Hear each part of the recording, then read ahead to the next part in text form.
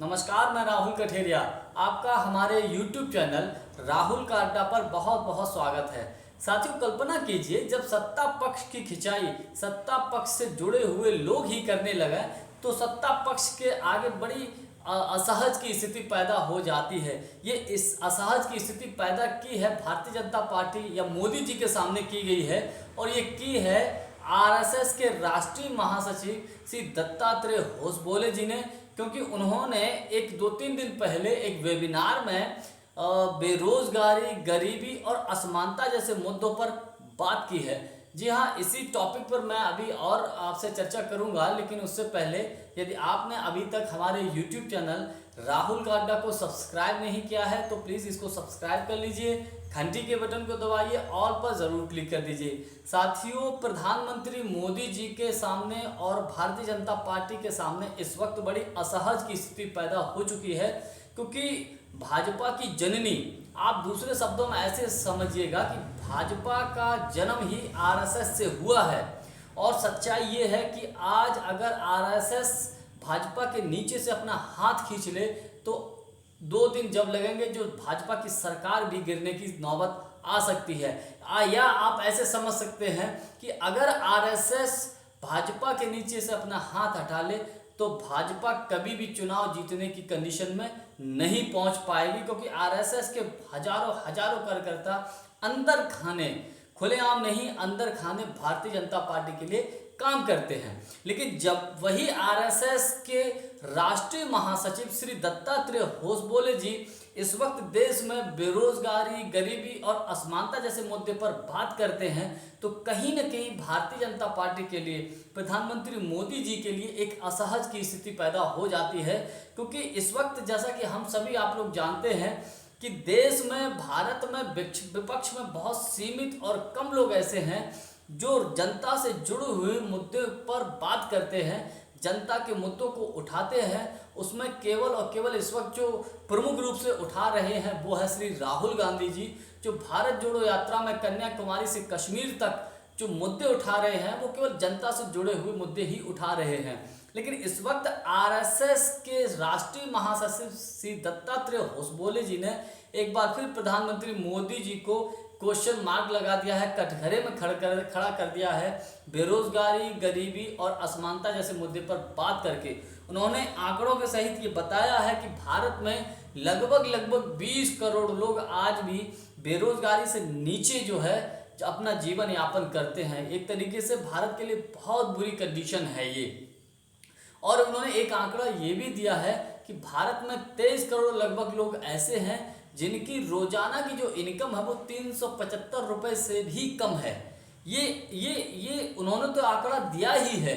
इसके अलावा पिछले कुछ वर्षों में अगर आप सरकार के आंकड़ों को उठाकर देख लीजिए तो सरकार के आंकड़ों के अनुसार भी पिछले कुछ वर्षों में देश में बेरोजगारी और गरीबी बढ़ी है। इसीलिए इस मुद्दे को चूंकि पब्लिक उठा रही है, विपक्षी दल उठा रहे हैं, तो कहीं ना कहीं ऐसा समझ में आता है कि आरएसएस के भी सुर बदलने लगे हैं। आरएसएस भी जान चुका है, आरएसएस के लोग इस बात को समझ चुके हैं कि अगर जनता से जुड़े मुद्दे नहीं उठाएंगे तो 2024 के लोकसभा के चुनाव में मुश्किल हो जाएगी।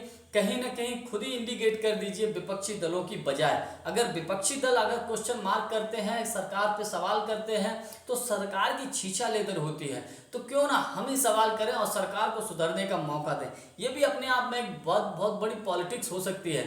इसको हम दूसरे नज़रिए से ये भी समझ सकते हैं कि अभी कुछ ही दिन पहले आरएसएस के मुखिया श्री मोहन भागवत जी दिल्ली में एक मुस्लिम समाज के जो धर्म गुरु थे उनसे मिलने के लिए गए। ये मेरी समझ से एक अपने आप में एक नया अध्याय ये आरएसएस की तरफ से किया गया है, क्योंकि कुछ लोगों का, कुछ राजनीतिक विश्लेषकों का ये भी मानना है और कांग्रेस का ये मानना है कि राहुल गांधी जी की जो भारत जोड़ो यात्रा चल रही है, कहीं ना कहीं उसके दबाव में जो उनको अपार जन समर्थन मिल रहा है, तो भाजपा के नेताओं और आरएसएस के जो लोगों की जो नींद है इस वक्त उड़ी हुई है।